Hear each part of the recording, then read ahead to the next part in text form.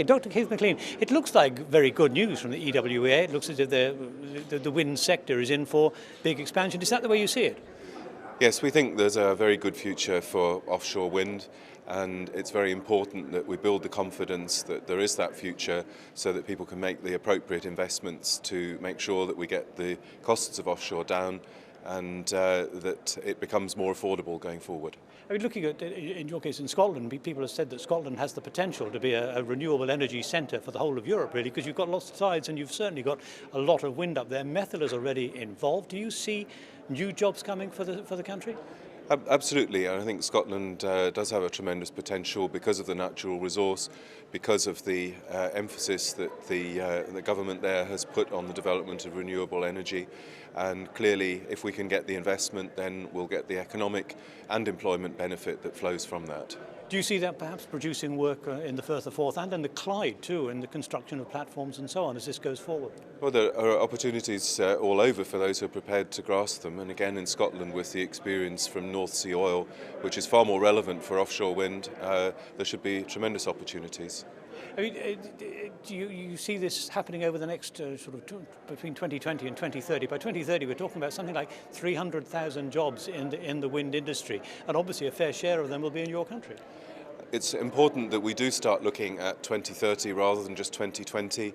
At the moment, if we only look at 2020, it's a bit of a cliff edge which gets in the way. And we need to unlock the investment to make sure that this is seen as an industry with a long-term future, and that's what's going to bring the costs down. Do you feel that there needs to be more of a political commitment here, because Europe still lacks a grid, if you like, to share the electricity that's generated?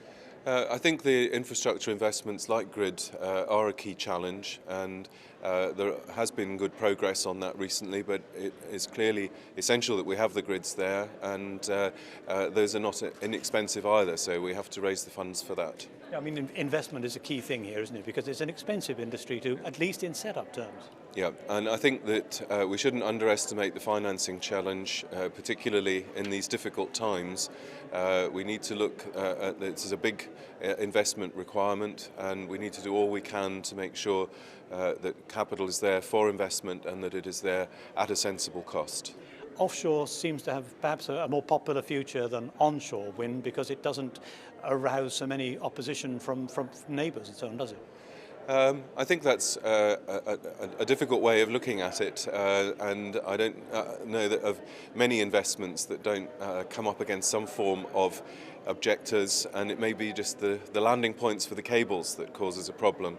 I think we should make the right investment decisions, and that countries need to look at their overall infrastructure requirements and make sure that they build public support for them.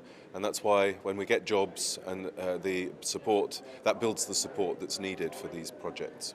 I know you can't gaze into a crystal ball, but looking ahead to 2030, I mean, in very rough, round terms, can you see the sorts of numbers of jobs that this could generate for Scotland?